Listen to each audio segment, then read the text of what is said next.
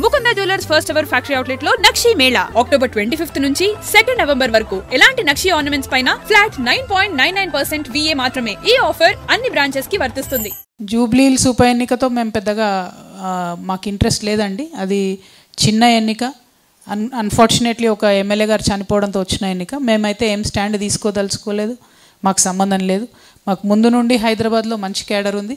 జూబ్లీహిల్స్లో ఉన్న క్యాడర్ వాళ్ళ ఇష్టం, వాళ్ళ ఇష్టానుసారంగా అక్కడ వేసుకుంటారు. తెలంగాణ జాగృతి అఫీషియల్గా ఏ స్టాండ్ తీసుకోదు, మాకు సంబంధం లేని ఎన్నిక అది.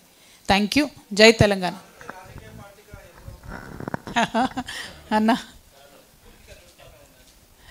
అన్న ప్రస్తుతానికి పబ్లిక్ రూట్ మ్యాప్ ఉందన్న. ఆ రూట్ మ్యాప్ అంతా కూడా మీకు ఇచ్చిన 33 జిల్లాలలో పబ్లిక్కి సేవ చేయడమే పెద్దది కదన్న. పొలిటికల్ పార్టీ పెట్టుడు ఎంతసేపు, పార్టీ ఇంపార్టెంట్ కాదు, ఇష్యూస్ ఇంపార్టెంట్.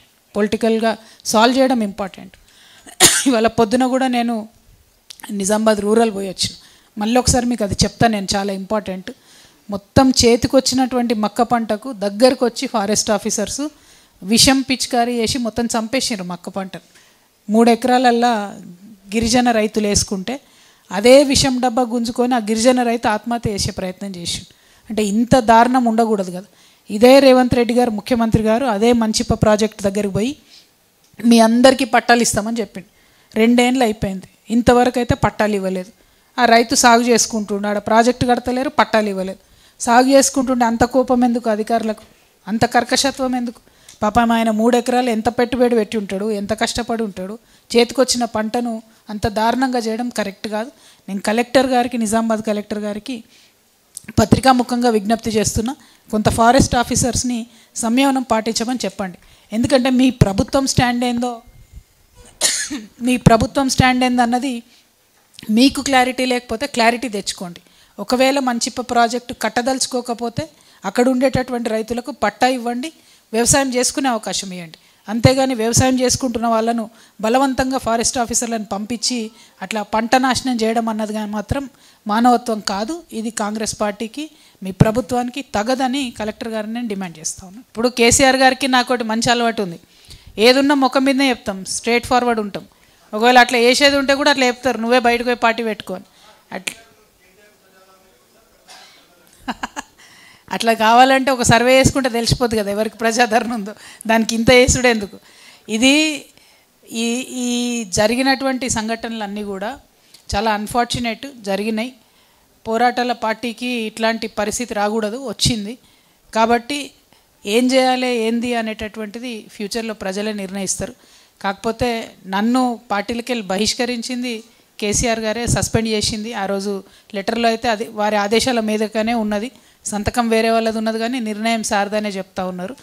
సార్కున్న మంచి అలవాటు ఏంటంటే, ఒకవేళ ఇట్లాంటి పెద్ద స్కీమ్ మీరు చెప్పినట్టు నన్ను బయటకు పంపించి ఇంకో పార్టీ పెట్టించి నన్ను సీఎం చేసి ఇట్లాంటివి ఉంటే అది కూడా పత్రికాముఖంగా చెప్తారు. కాబట్టి అంత సీన్ లేదు, స్ట్రేట్ ఫైట్ ఇది, స్ట్రేట్ ఫైట్.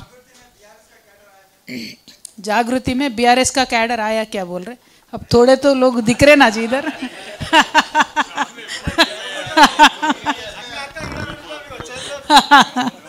థ్యాంక్ యూ అన్న. ఏం సంగతి చెప్పండి. ఆగండి అన్న చెప్పండి.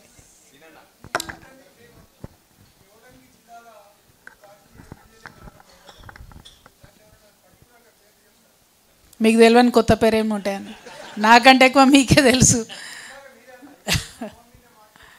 100% ఎమ్మెల్యేల కారణమని చెప్పిన నేను. అంటే ఇన్ని రోజులు చెప్పలే, ఇప్పుడు చెప్పిన. ఒకరు ఇద్దరని పేర్లు తీసుకునే అవసరం లేదు, ఎందుకంటే ప్రజలందరికీ తెలుసు ఎక్కడేం జరిగిందన్నది.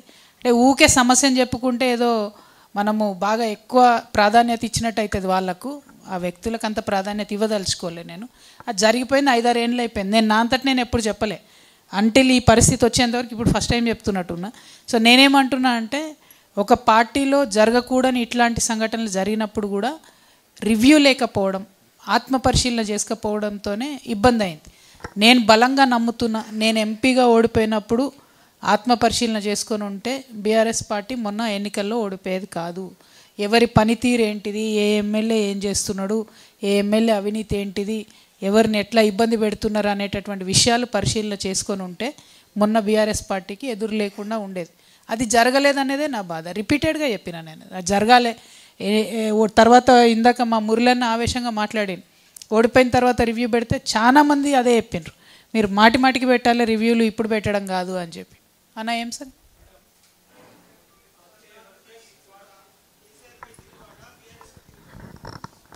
తిరుగుబాటు చేసే అవకాశం ఏడిచ్చిరన్న వాళ్ళే బయట పడేసిరు కదా. తిరుగుబాటు లేదు, నేను నా బాట ఎత్తుక్కుంటున్నా, అందుకే జనం బాట పట్టిన. తిరుగుబాటు అనేది ఏం లేదు.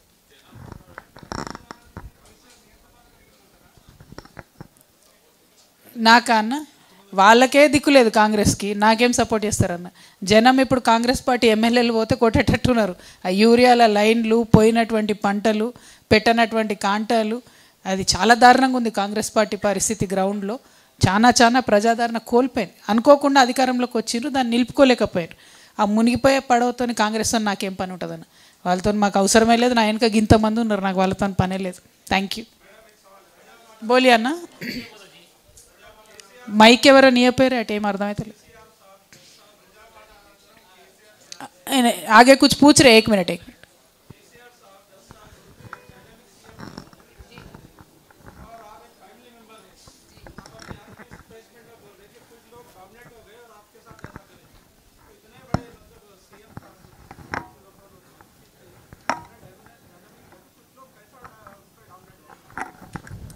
अन्ना, आप खुद बोल रहे कि वो अच्छे डायनामिक सीएम थे, मैं खुद बोल रही हूँ कि वो बहुत अच्छे सीएम थे, बहुत अच्छा काम करे. लेकिन बाज़ वक्त ऐसा हो जाता ना अन्ना, थोड़े लोगों का बहुत ज़्यादा असर पड़ने लग जाता है, संगत का असर जो बोलते हैं ना, तो ऐसा हो गया थोड़ा. मेरा बात यही है ना, जो भी हुआ उसके बारे में ज़्यादा सोचना नहीं है. केसीआर साहब को मुझे कुछ बोलना नहीं है, बीआरएस पार्टी को क्रिटिसाइज़ नहीं करना है. लेकिन जब इश्यू आएगा तो ज़रूर बोलेंगे. जैसा कल मैंने बोला था कि जो लोग जान गंवाए तेलंगाना के लिए, उन सारे परिवारों को हम हेल्प नहीं कर पाए. तो ऐसे इश्यू बेस्ड बराबर बोलूँगी, बेवजह नहीं बोलूँगी. Thank you. लोकल बॉडीज़ में लोकल बॉडी जब आता तब देखेंगे ना, अभी तो नहीं लग रहा नियर फ्यूचर में. Thank you. जय तेलंगाना.